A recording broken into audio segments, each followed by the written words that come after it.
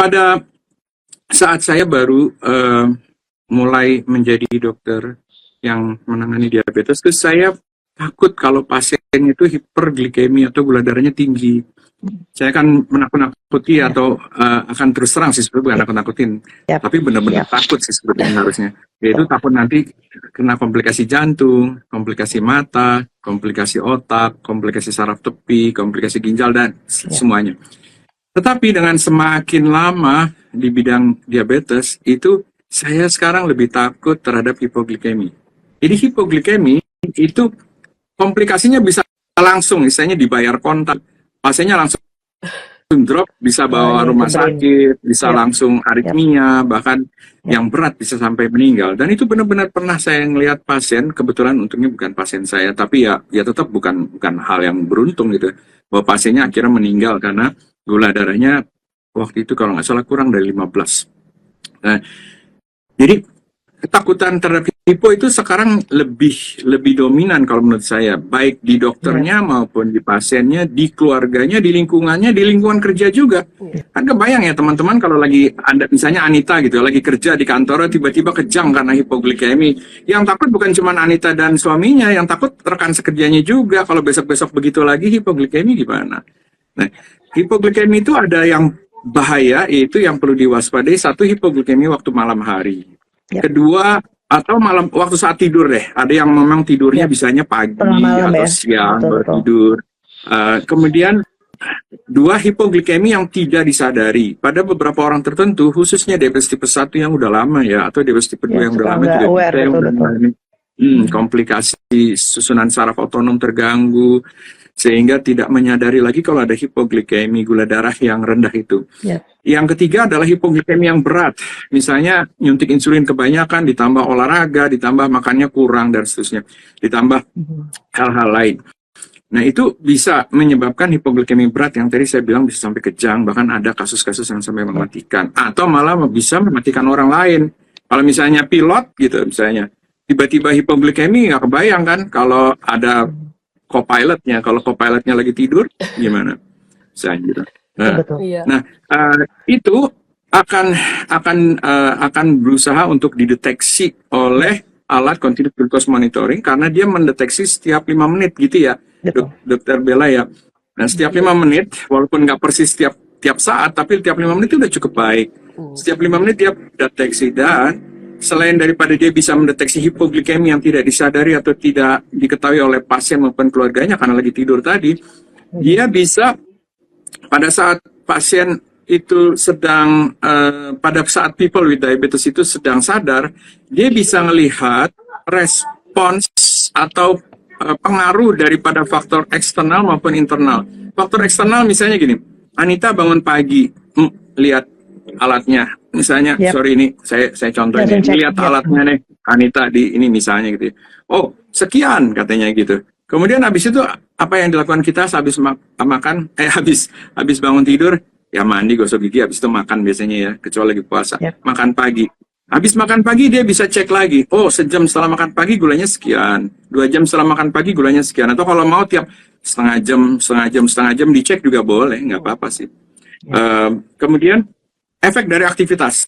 Anita habis makan pagi pergi keluar rumah ngapain, barangkali senam apa, dia move ya namanya Anita ya, senam dia move bersama diabetes inisiatif. Atau hari yang lain Anita naik sepeda, sebelum naik sepeda periksa dulu gulanya, sesudah naik sepeda periksa dulu gulanya, lagi naik sepeda tiba-tiba mau diserempet mobil gitu misalnya, wah kaget terus periksa deh gula darahnya. Oh, gula darahnya naik karena kaget tadi, langsung kesel, marah-marah dan lain-lain. Lalu gulanya bisa naik, lalu bisa dilihat.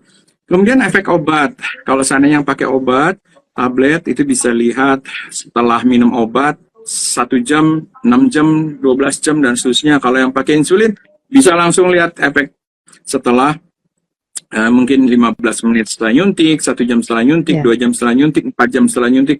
Benar nggak sih katanya Dokter Bella, kalau seandainya nyuntik misalnya ya, insulin yang bekerja cepat, insulin prandial namanya untuk makan itu, efeknya paling cepat, paling tinggi, paling bagus efeknya tuh di antara setengah jam sampai 2 jam.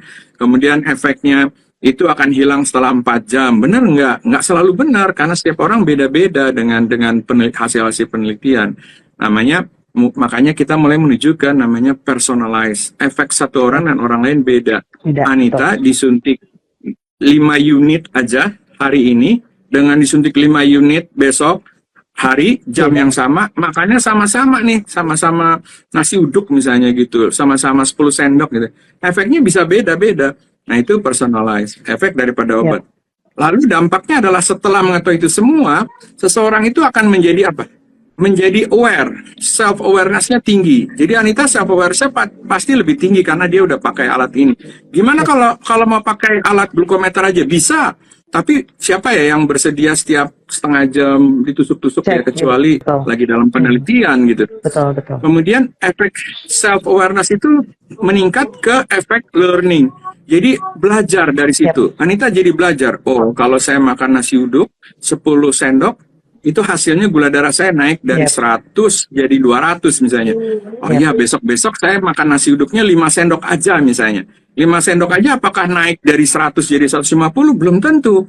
Tapi Anita jadi tahu berapa yang layak atau yang sesuai untuk tubuhnya dengan cara belajar tersebut. Lalu besok-besok kalau disuguhin makanan nih, Anita, nih Bella ulang tahun nih, dikirimin deh nih nasi uduk 1 porsi atau 2 porsi gitu. Oh, dia tahu saya harus makan sekian sendok supaya gula darah saya naiknya nggak berlebihan, supaya insulin yang diberikan juga kurang lebih matchable ya, kurang lebih sesuai dengan kadar gula darah yang akan naik.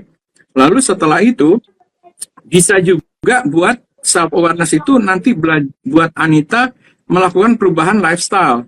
Kalau tahu bahwa gula darahnya itu akan jadi baik setelah misalnya setiap pagi meditasi, setiap pagi yoga, misalnya gitu, maka dia akan lebih senang besok-besok gitu. Seperti itu. Jadi akan lebih termotivasi ya Anita ya untuk lifestyle changes. Atau kalau melakukan lifestyle changes, besok-besok, wah bener nggak ya kalau kata teman saya kan suka tuh, orang kita tuh dengar-dengar gitu. Dengar-dengar katanya kalau seandainya orang diabetes coba lakukan senam begini atau lakukan olahraga yang seperti itu gitu. Bener nggak itu perubahannya? Itu bisa kelihatan. Lalu, betul. Jadi setelah efek lifestyle-nya diketahui, kita tahu respons tubuh terhadap perubahan-perubahan lifestyle, terhadap perubahan olahraga, perubahan makanan, terhadap perubahan dosis obat juga bisa tahu. Maka itu meningkatkan motivasi orang untuk mengendalikan diabetesnya dengan lebih baik. Jadi diabetesnya jadi lebih tangible. Tangible tuh gimana Anita? Lebih nyata ya, lebih kelihatan gitu ya. Kalau seandainya dokter bilang, cobalah lakukan olahraga gerak jalan atau jemur.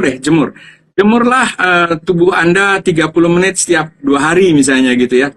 Efeknya apa dok selain kulit saya jadi hitam gitu? Oh, efeknya nanti vitamin D-nya naik. Bagaimana cara mantau vitamin D-nya naik? Ya pergi ke laboratorium dan seterusnya. Tapi kan itu nggak begitu tangible. Kalau seandainya gula darah langsung ketahuan, langsung kelihatan efeknya, itu langsung ngerti banget gitu. Akhirnya seperti tadi dibilang Bella, quality of life dan satisfaction dari people with diabetes itu akan meningkat.